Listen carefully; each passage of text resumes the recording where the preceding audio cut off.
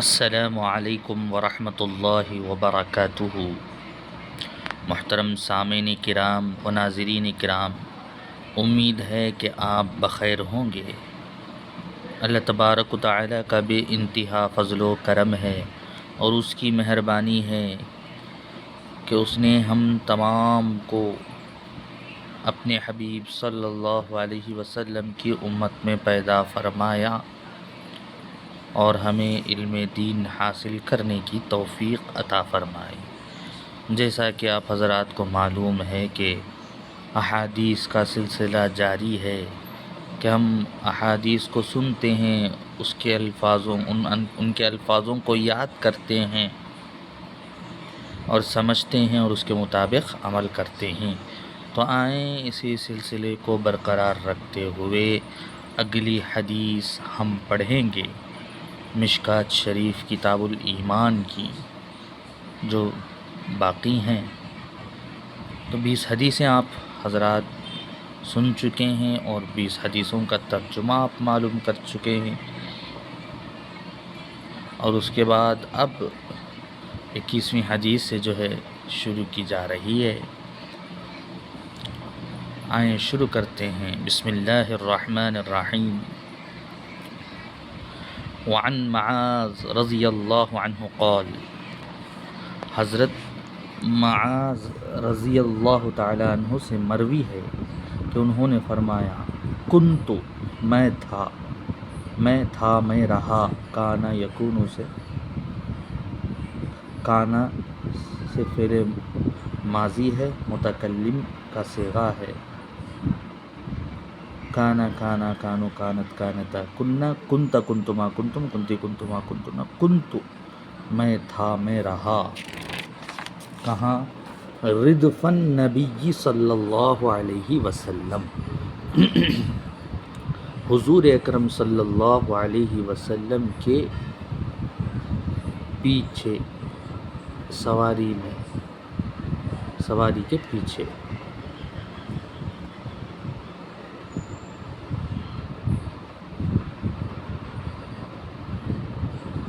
علی حمار گدھے پر، لیس بینی و بینہ میرے اور آپ کے درمیان نہیں مگر الا مؤخرۃ الرحل، جو سوار کے پیچھے ہوتا ہے، سوار کرنے والے کے پیچھے ہوتا ہے، اسے مؤخرۃ الرحل کہتے ہیں۔ رحل سواری کو مؤخرہ یعنی پیچھے جو بیٹھتے ہیں، تاخیر کے لفظ سے آیا ہے، یہاں اس کا معنی دیا گیا ہے استثناء مفرد، الا مؤخرۃ الرحل استثناء مفرد وهي العود الذي يكون خلف الراکب، راکب سوار کرنے والے کو اور خلف پیچھے کو کہتے ہیں، سواری کے پیچھے جو ہوتا ہے اس کو جو ہے مؤخرۃ الرحل کہا جاتا ہے، بضم المیم، یعنی مؤخرہ جو ہم پڑھتے ہیں اس میم پر جو ہے پیش آتا ہے، بعدہا حمزۃ، اس کے بعد جو ہے حمزہ ہے، مؤخرہ ساکنۃ، وقد یبدل، کبھی بدلا دیا جاتا ہے، ثم خاء مکسورۃ، اور اس کے بعد جو خا ہے اس پر جو ہے کسرہ ہے، یعنی زیر پڑھیں گے اس کو، مؤخرہ خی، ھذا ھو الصحیح، یہی صحیح ہے۔ تو میرے اور آپ کے درمیان نہیں ہے مگر سوار کے پیچھے، العود لوٹنا، جو العود الذی یکون خلف الراکب، سوار کرنے والے کے پیچھے جو ہوتا ہے، میرے اور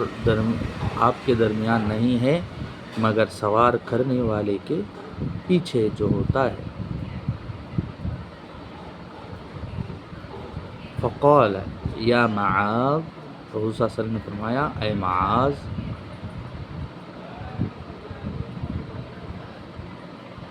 هل تدری، کیا تم جانتے ہو، ما حق اللہ علی عبادہ، کیا حق ہے اللہ کا اس کے بندوں پر، تو حضرت معاذ رضی اللہ تعالیٰ عنہ خود فرماتے ہیں کہ میں حضرت حضور صلی اللہ علیہ وسلم کے پیچھے تھا گدھے پر، میرے اور آپ کے درمیان جو ہے عود یعنی سوار کرنے والے کے پیچھے جو ہوتا ہے وہ رہا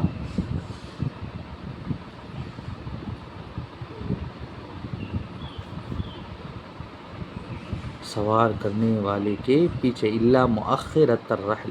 میرے اور آپ کے درمیان نہیں رہا مگر لوٹنے کے، عود العود جو ہے لوٹنے کو کہتے ہیں، جو کہ سواری کرنے والے کے پیچھے ہوتا ہے، اتنا ہی رہا میرے اور آپ کے درمیان جگہ۔ ہاں فقال، تو حضور صلی اللہ علیہ وسلم نے فرمایا یا معاذ، اے معاذ کیا تم جانتے ہو اللہ کا حق بندوں پر کیا ہے؟ وما حق العباد علی اللہ، اور بندوں کا حق اللہ پر کیا ہے، کیا تم جانتے ہو؟ قلت اللہ ورسولہ اعلم، حضرت معاذ بن جبل رضی اللہ تعالیٰ عنہ فرماتے ہیں کہ اللہ اور اس کے رسول ہی سب سے بہتر جانتے ہیں۔ قال، تو حضور صلی اللہ علیہ وسلم نے فرمایا فإن حق اللہ علی العباد، بے شک اللہ کا حق بندوں پر یہ ہے کہ ان یعبدوہ، اللہ کا حق بندوں پر ہے یہ کہ وہ اس کی عبادت کریں، بندے اس کی عبادت کریں، ولا یشرک بہ شیئا، اس کے ساتھ کسی کو شریک نہ کریں، کسی چیز کو شریک نہ کریں۔ وحق العباد علی اللہ، اور بندوں کا حق جو اللہ پر ہے، اللہ یعذب من لا یشرک بہ، اسے یہ کہ عذاب نہ دے اللہ تبارک و تعالی جو شرک نہیں کرتا اس کے ساتھ کسی چیز کو، یہ اللہ کا حق ہے بندوں پر۔ قلت یا رسول اللہ، میں نے کہا یا رسول اللہ افلا ابشر بہ الناس، کیا میں خوشخبری نہ دوں اس کی لوگوں کو؟ قال لا تبشرهم، تو حضور صلی اللہ علیہ وسلم نے فرمایا کہ تم خوشخبری لوگوں کو نہ، ان لوگوں کو نہ دو۔ فَيَتَّكِلُوا، تو وہ کیا کریں گے، سارا کام اسی پر سونپ کر کے بیٹھ جائیں گے، عمل نہیں کریں گے۔ تو فَيَتَّكِلُوا، تو لہٰذا تم کیا کرو، انہیں خوشخبری نہ دو۔ متفق علیہ، امام بخاری اور مسلم کی حدیث میں موجود ہے۔ اور ایک حدیث پڑھ لیتے ہیں، جیسا کہ آپ حضرات کو معلوم ہو چکا ہے حقوق اللہ کیا ہے اور حقوق العباد، بہت ساری چیزیں ہیں لیکن یہاں جو ہے چند چیزیں بیان کی گئی ہیں کہ اللہ تبارک و تعالیٰ کا حق یہ ہے کہ بندے اس کی عبادت کریں، اس شرک نہ کریں اس کے ساتھ، اور بندوں کا حق اللہ پر یہ ہے کہ جو بندہ اللہ کے ساتھ کسی کو شریک نہیں کرتا اسے عذاب نہ دے، یہ اللہ کا جو ہے حق ہے بندوں پر۔ تو معاذ رضی اللہ عنہ نے پوچھا اس خوشخبری لوگوں کو نہ دوں؟ تو فرمایا حضور صلی اللہ علیہ وسلم مت دو، کیونکہ وہ جو ہے اسی پر بھروسہ کر کے عمل کو ترک کر دیں گے۔ فَيَتَّكِلُوا، تو لہٰذا تم جو ہے انہیں عمل کرنے دو، چھوڑ دو، انہیں خوشخبری نہ دو۔ متفق علیہ حدیث۔ وعن انس ان النبی صلی اللہ علیہ وسلم،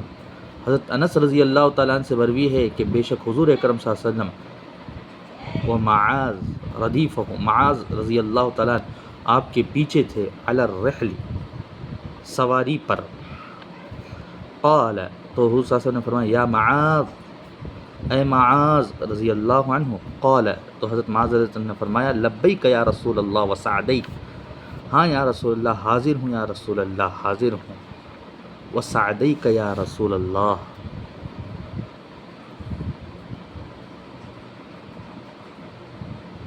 آ گیا ہوں، حاضر ہوں یا رسول اللہ۔ قال یا معاذ، قال، پھر حضور صلی اللہ علیہ وسلم نے فرمایا اے معاذ رضی اللہ عنہ، قال، حضرت معاذ نے فرمایا لبیک یا رسول اللہ وسعدیک، ہاں یا رسول اللہ، حاضر ہوں یا رسول اللہ، آ گیا ہوں۔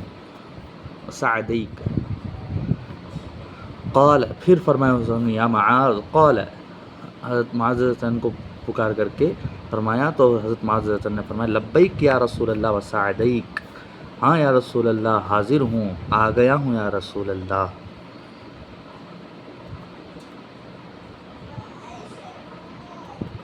ثلاثاً، 3 مرتبہ فرمایا۔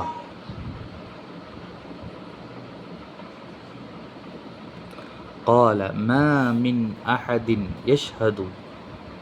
حضور صلی اللہ علیہ وسلم نے فرمایا جو بھی بندہ، جو کوئی بھی گواہی دے گا کہ اللہ کے سوا کوئی معبود نہیں، اللہ الہ الا اللہ وان محمد رسول اللہ، اور بے شک محمد صلی اللہ علیہ وسلم اللہ کے رسول ہیں، صدقا من قلبی، اپنے دل سے سچائی کے ساتھ، الا حرمہ اللہ علی النار، مگر اللہ اس پر حرام کر دے گا دوزخ کی آگ کو،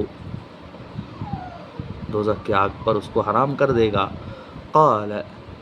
حضرت معاذ رضی اللہ عنہ نے فرمایا یا رسول اللہ، اے اللہ کے رسول صلی اللہ علیہ وسلم، افلا اخبر بہ الناس، کیا میں اس کے بارے میں لوگوں کو خبر نہ دوں؟ فیستبشروا، اس لیے کہ وہ خوشخبری حاصل کریں، خوشخبری اس سے پائیں۔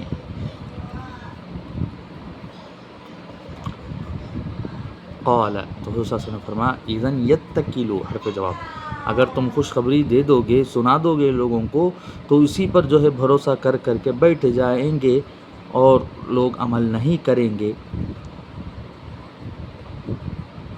فاخبر بها معاذ، تو حضرت معاذ رضی اللہ تعالیٰ عنہ نے اس کے بارے میں خبر دی، عند موتہ، آپ کے موت کے وقت، تعثما، اس وجہ سے کہ علم کو چھپانے کے ڈر سے، علم کو چھپانے کے گناہ کے ڈر سے، جیسا کہ یہاں حاشیے میں دیا گیا ہے، آپ دیکھیں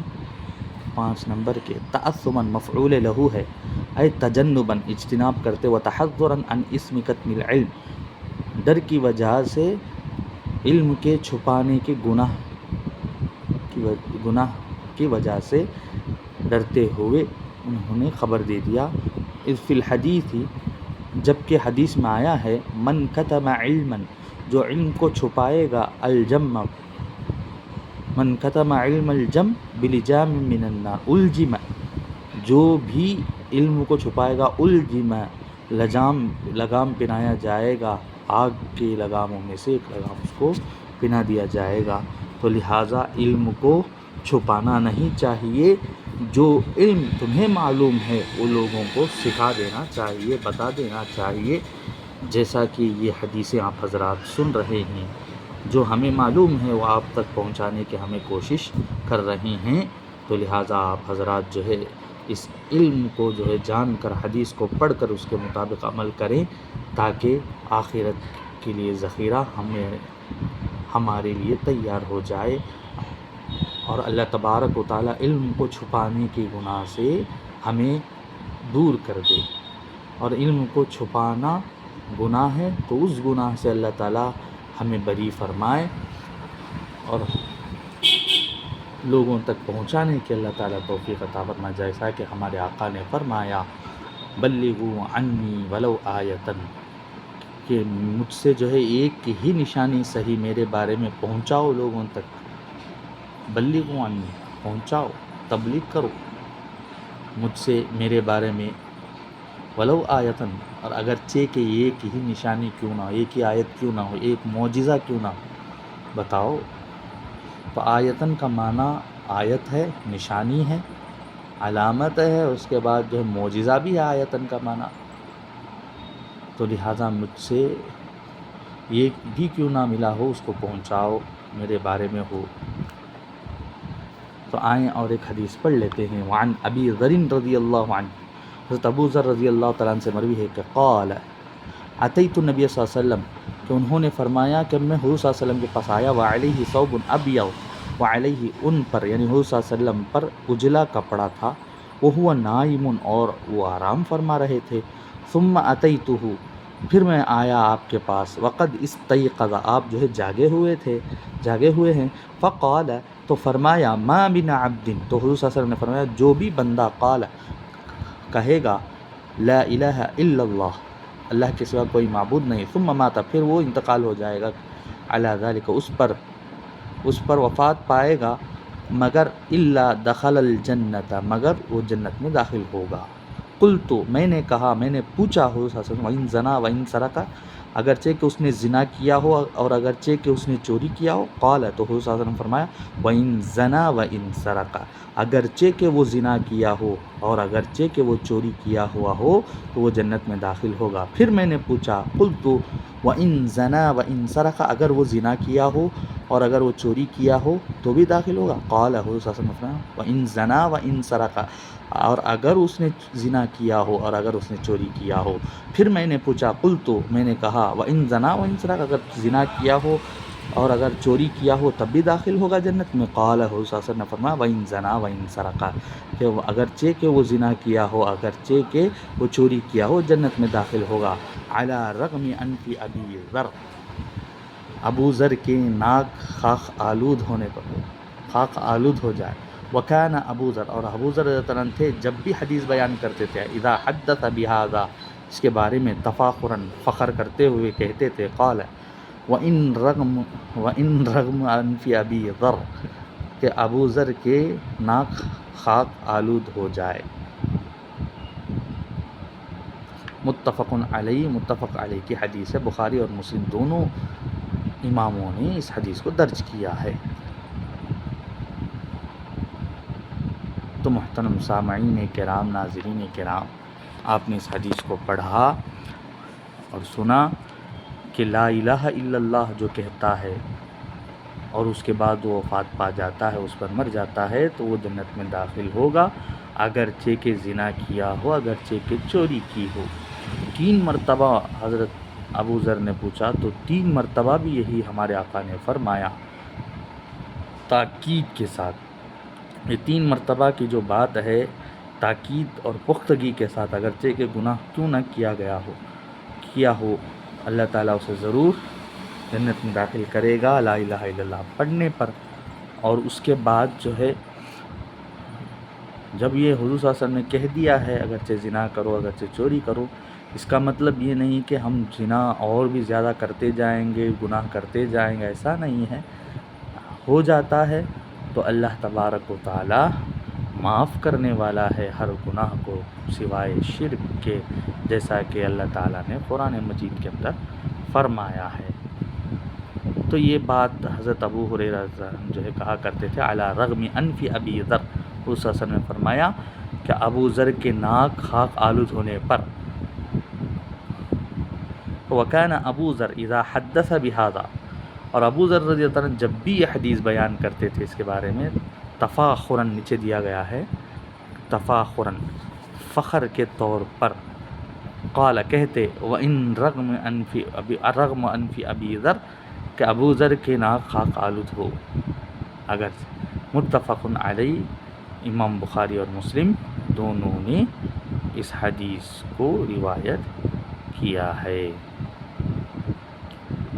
اللہ تعالیٰ سے دعا گو ہوں کہ پروردگار ہم تمام کو علم نافع عطا فرمائے کہی ہوئی باتوں پر عمل کرنے کی توفیق عطا فرمائے کلمہ طیبہ کی گواہی دینے کی توفیق عطا فرمائے. کہ حضرت معاذ رضی اللہ تعالیٰ عنہ کے بارے میں حضور صلی اللہ علیہ وسلم تو بے شمار باتیں بیان کی ہیں ان سے بہت زیادہ محبت بھی کرتے تھے.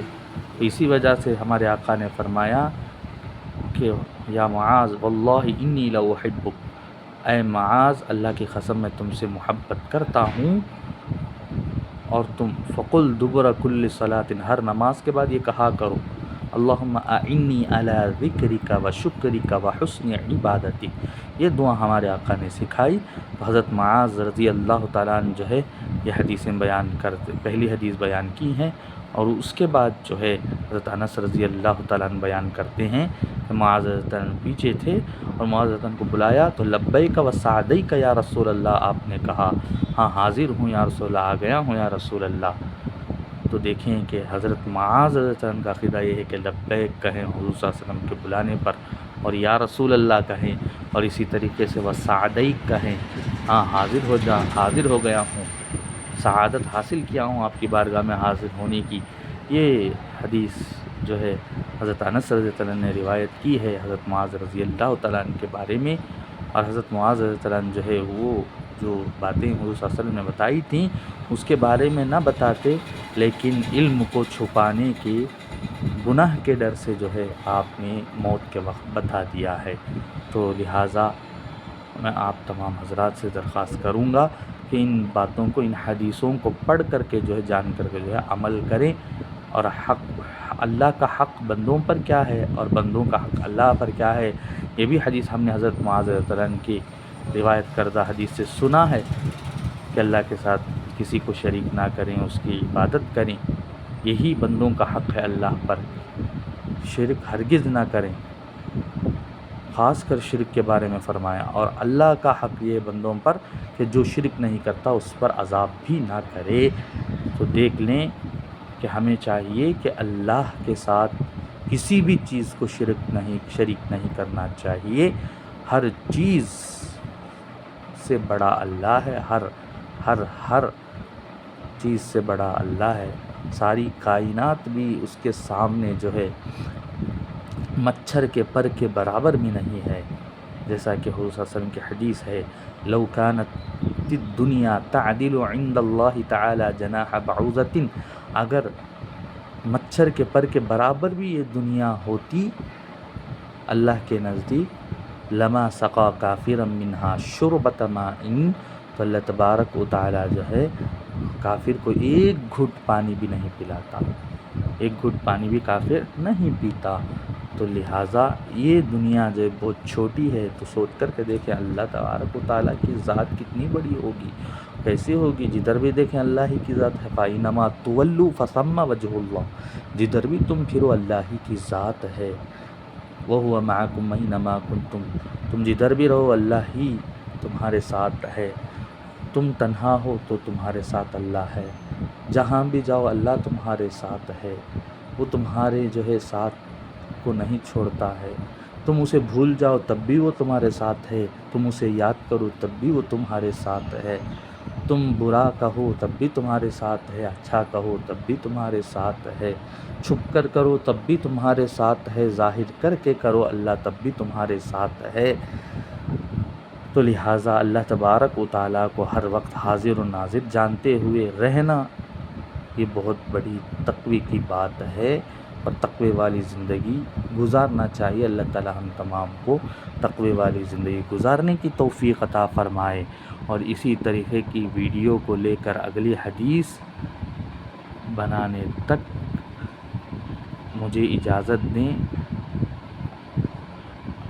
آمین وآخر دعوانا الحمدللہ رب العالمین۔ السلام علیکم ورحمۃ اللہ وبرکاتہ۔